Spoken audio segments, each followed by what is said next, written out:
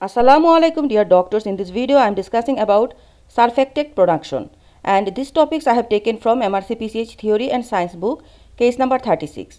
So surfactant production begins in the final stage of embryonic lung development, secular stage 26 to 36 weeks of gestation. Remember, surfactant production begin in secular stage, that is 26 to 36 weeks of gestation, embryonic lung development. In this stage, formation of alveoli occurs by the outgrowth of septae that subdivide terminal sacs into anatomical alveoli where air exchange occur.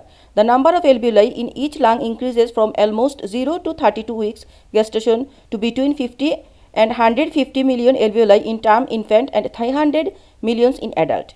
Alveolar growth continues for at least 2 years after birth at term. So, alveolar growth occurs at least 2 years after birth at term.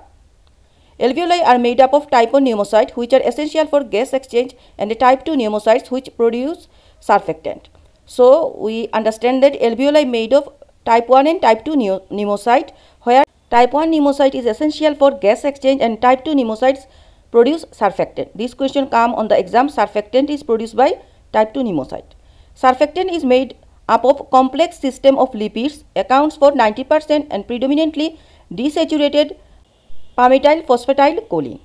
Proteins: hydrophobic surfactant protein SBP and SPC, and the hydrophilic protein SPA and SPD, R, and cholesterol. So, what is the surfactant composition? Surfactant composition is made of complex of lipids, account for 90% is lipid, predominantly desaturated palmityl phosphatidylcholine. There is proteins, that is hydrophobic surfactant protein SBP and SPC, and hydrophilic proteins, that is SPA and SPD, and cholesterol. Now, third paragraph. The surfactant is packaged by the cell in structures called lamellar bodies and extruded into the air spaces. The lamellar bodies then unfold into a complex lining of the air space. This layer reduces the surface tension of the fluid and that lines the air space. Surface tension is responsible for approximately 2/3 of the elastic recoil forces. By reducing surface tension, surfactant prevents the airspace from the completely collapsing of exhalation.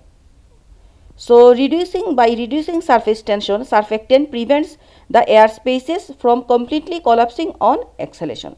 In addition, the decreased surface tension allows reopening of the airspace with a lower amount of force.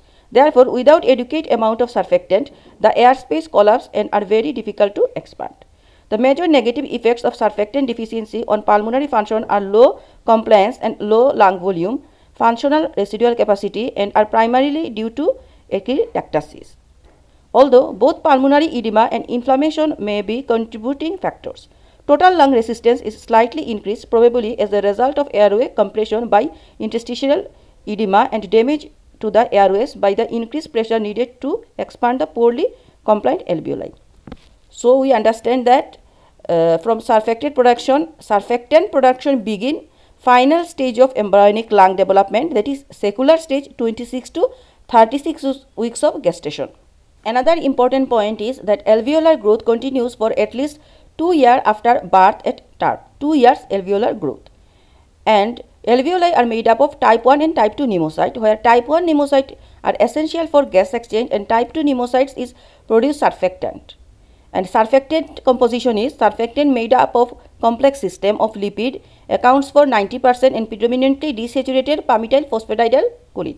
So, 90% is lipid in surfactant, and after that protein. Protein is hydrophobic and hydrophilic.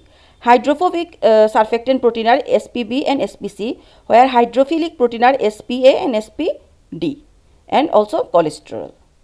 Please do subscribe and share Dr. Emma's Medicine YouTube channel. Thank you.